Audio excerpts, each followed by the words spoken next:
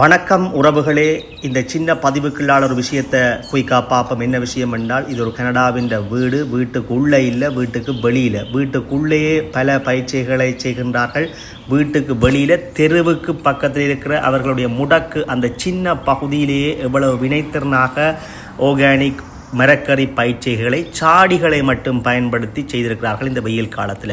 ஆகவே பாருங்கள், வீட்டில் எவ்வளவோ இடம் இருக்கும். இப்படி சின்ன சின்ன சாடிகளுக்கு கத்தரிக்காய் முளைத்து தொங்குது, தக்காளி பழம், குக்கும்பர், மற்றது பெப்பர், இப்படி கணக்க இதுக்குள்ள இந்த சின்ன பகுதிக்குள்ளே விளைவித்திருக்கிறார்கள்.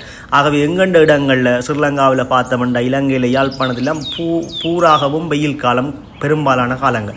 அங்கே வீடுகளில் எப்படி விளைவிக்கலாம் வினைத்திறனாக. ஆகவே இந்த வீட்டு எடுத்தமெண்டா இவர்களுக்கு இந்த இப்படியான மரக்கறிகள் செலவுகள் இனி இல்லை.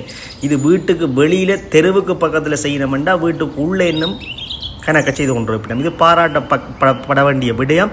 இப்படியான பயிற்சிகள் ஆர்கானிக், அதாவது நஞ்சில்லாத பயிற்சிகள் மரக்கறிகளை உங்கள் வீடுகளிலேயும் நீங்கள் விளைவித்து சாப்பிடுங்கள். ஆரோக்கியமாக வாழுங்கள். நன்றி, வணக்கம்.